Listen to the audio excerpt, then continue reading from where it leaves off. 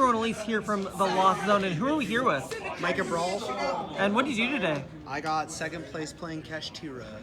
Alright, anything else you want to say before we get into the deck profile? Any shoutouts or anything? Shoutouts to my car mates, Mitchell, Michael, and this guy.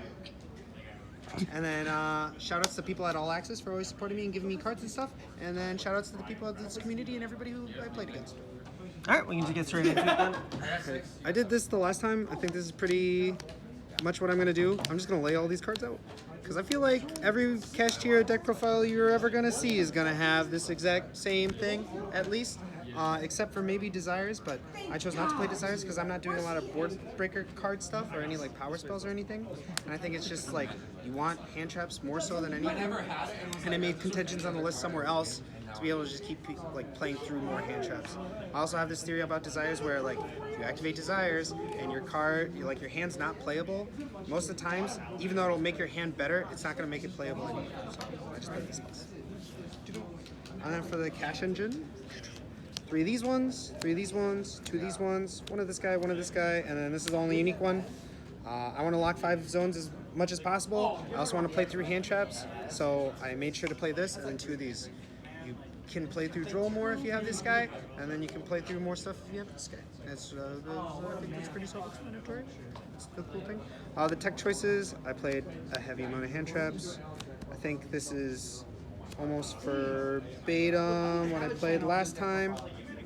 I said before that I made some contentions to play like Drolls instead of Shifters because I think like the mirror matchup is like really harsh and bad, and the last time I actually won to like a loss against a person playing like an old list, and I decided to put side deck contention more so for the mirror matchup than anything else. And then I just built this to generically hopefully beat everything else, and then sometimes like a Ghost Mortar is going to get you there if they like special summon Unicorn. That's about it. And then I played this guy because you have to.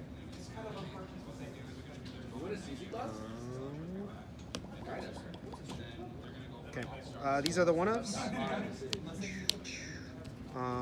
You have to do this for combo. This is the best one. This is for the trap match that never came up today. And then 1 big eye. I only play 1 big eye because I feel like a lot of people already say this, but if they like rip this, then you get to play with your other stuff, and that's good. You have to play 2 of these and 3 of these. It's like pretty self-standard. I want to be able to do all the things, so double rise, single rise, the lock 5, everything like that. You play 2 Zeus because you have to for the mirror, and then I played Gamma in the main, so I played this, and I play 5 of the level 3 tuners, so I like to do this thing because sometimes this comes up and it's pretty nice. I don't believe in prosperity targets because I think prosperity targets are kind of fake because you have to jump through like 3 or 4 hoops to be able to have prosperity targets even matter. The only one that really does matter because it might come up to contention where they draw a card or do something is this one because it stops that stuff. And if it stops that stuff, that's really good. If like you prosperity and then did something and then they got rid of your Rise Heart and then it's in the graveyard, that's just a lot of stuff where this one says it might not happen, so it's better. And then I played this instead of a different prosperity target, because I side decked it.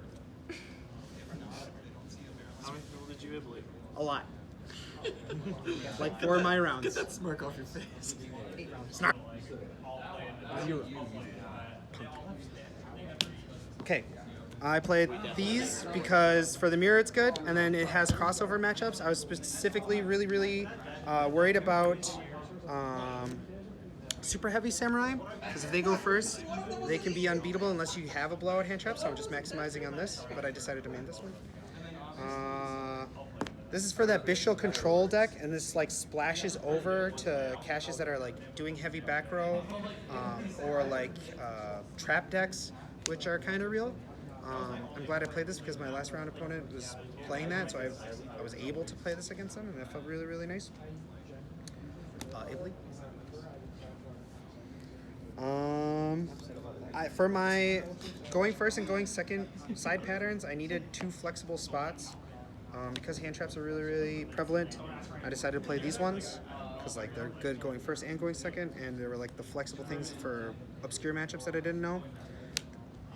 Against the Kashmir specifically, I have to side out 7 cards going first, So I needed to play one more generically good, hard-going first card, and this is the card I picked. It never came up.